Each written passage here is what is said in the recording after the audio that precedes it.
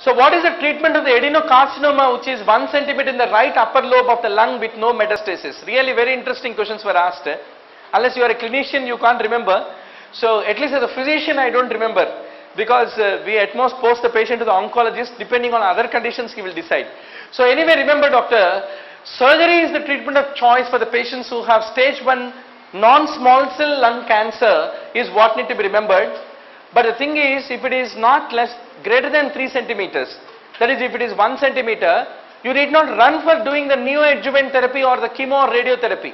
If it is greater than 3 centimeter, you need to think of all that. If it is less than 1 centimeter, you can do the surgery, remove it, and then send the patient, observe him. Serial radiographs need to be taken for any possible recurrence in the future is what need to be remembered. A patient has got a carcinoma left colon with an acute obstruction. How do you want to manage it? So acute intestinal obstruction with the carcinoma colon is a very common entity. Now once more, there is a small challenge in this question. Patiently here, 2 options are there for you, doctor. Number 1 is immediately create one diverting colostomy so that you have overcome the obstruction. Following that, you can do a definitive resection in the colostomy closure. This is called typically a multi-staged operation. Single staged means directly to the primary resection and anastomosis. Though the bowel is in an unprepared state while obstruction is on, that time only you remove it, anastomose it, and then keep it. But anastomotic infection is quite common as a risk factor in that. So total colectomy and left colostomy and then left colectomy as initial procedures versus that of the staged operation, they had been variously studied, but they found that there is no advantage of doing this over the other.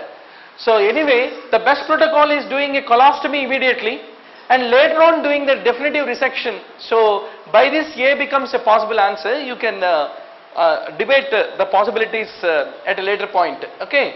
Then regarding ureterosigmoidostomy, hypo or hyperkalemia will occur, doctor? Hypokalemia. And what is the important type of metabolic acidosis? It is called normal anion gap metabolic acidosis. Why it is normal anion gap? Because it leads to hyperchloremia. So what is anion gap is because of sodium plus potassium positive ions minus chloride plus bicarbonate. So in these individuals with ureterosigmoidostomy, though they have a low bicarbonate, they have a high chloride. Hence overall normal anion gap will result.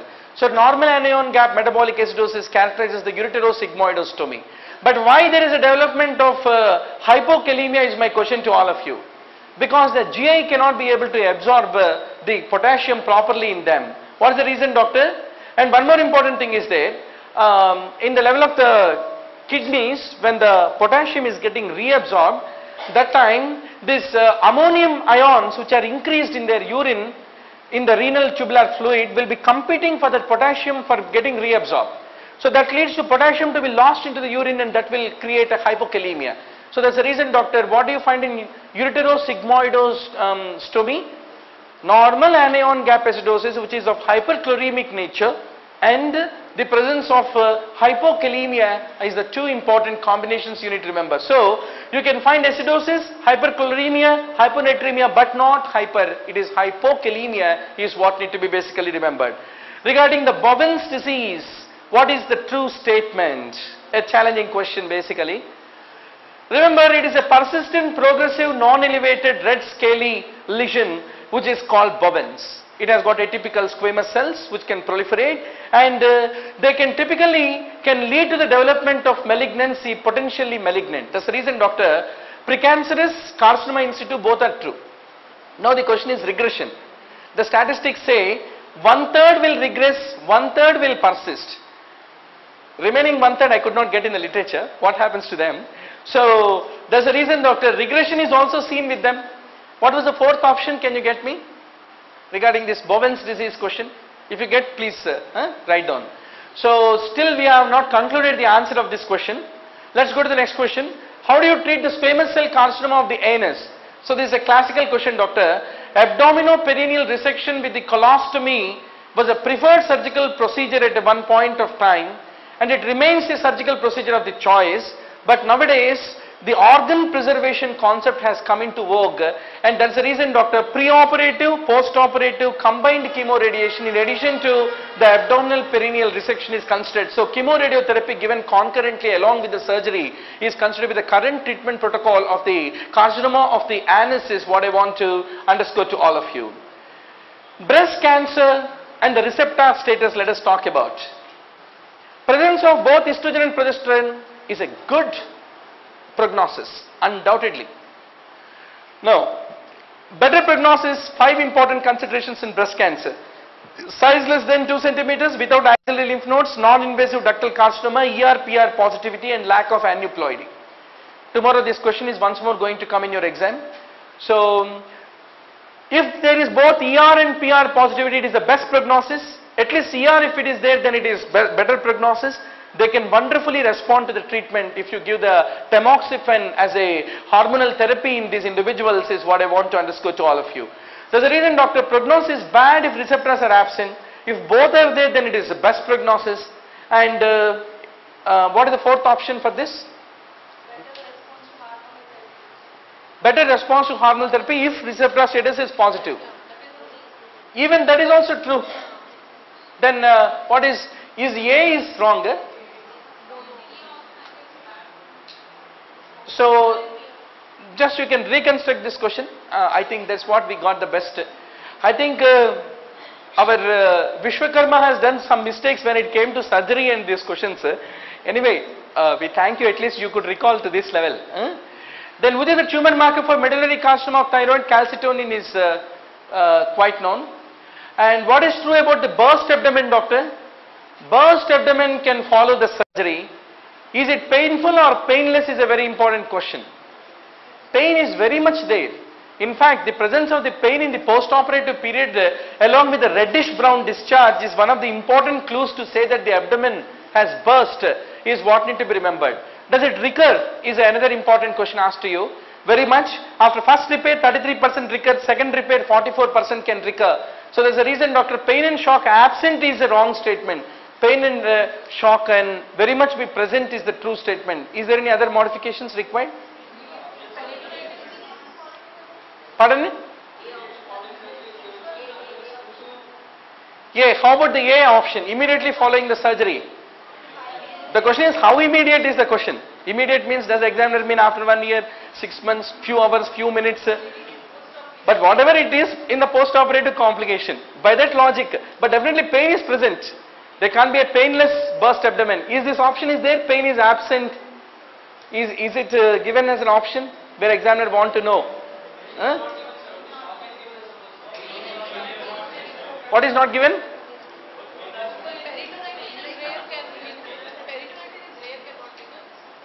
Regarding peritonitis, I could not get a a very conclusive. But definitely pain is present is a golden rule that should not be forgotten. If this C is a true statement, Vishwakarma is right, then we are all existent in the world of reality. Let's go to the next question. Secondary hemorrhage typically occurs after 7 to 14 days of the tonsillectomy. After 24 hours it's called secondary, within 24 is primary because of the slipping of ligature. Regarding testicular carcinoma, hydrocele can happen, abdominal lump can be a presentation. Will inguinal lymphadenopathy occur or not? If the testicular carcinoma invades the skin, overlying scrotal skin, that can lead to the inguinal lymphadenopathy is a very important caveat, but that is not mentioned. It is invading or not invading, but you can't, is inguinal lymphadenopathy is there in the options? Very much there. But please remember, if there is any overlying skin involved, then it leads to inguinal lymphadenopathy is the rule. But there is no association between epidermoorchitis, epidermitis, which is otherwise a very simple benign condition. Give antitubercular therapy, patient is happy, goes home. Where is the question of association with the testicular cancer? It is not there. So that becomes the answer. Regarding NIHS classification for the groin hernias, is this classification given in Bailey, doctor? NIHS. NIHS classification is not given. It is given in American Association of Family Physicians Journal. Somehow we could pluck it out and then be able to bring it before you. Type 1 means indirect inguinal hernia, where the internal inguinal ring is normal. Type 2 is indirect inguinal hernia, where the internal inguinal ring is dilated. And type 3 is if there is any posture wall defect with a direct inguinal hernia. Type 4 is called recurrent hernia according to the NIHS classification of the groin hernias. Hence, doctor, a direct inguinal hernia typically becomes a type 3 is what need to be basically remembered. Let's go to the next question. Chronic abdominal pain, GI hemorrhage, abdominal trauma, this is the triad of the hemobilia is something that should not be forgotten. How to differentiate medical from surgical jaundice, obstructive jaundice versus the one? Simple ultrasound can be a wonderful investigation to differentiate between the two is what need to be remembered. What is Warthin's? Yes, what is Warthin's tumor? Adenolymphoma, not adenoscystic, it is adenolymphoma where you find a lot of eosinophilic epithelial cells in the salivary gland is what need to be remembered. What do you mean by teratocarcinoma? It is when the teratoma and the embryonal carcinoma are mixed with each other. It leads to the islands of bluish white cartilage from the teratoma component which become very prominent here, which you can see is an example of a teratocarcinoma. Stab wound of the right thoracoabdominal region. Do you want to operate or you want to leave it? Is a very important question. So wounds of the thoracoabdominal, anterior abdominal, back region who had non-operative management, definitely 79% of the patients successfully could be salvaged. So observation is the treatment, no need for surgery. If it is a stab into the thoracoabdominal or anterior abdominal wall is what need to be basically remembered.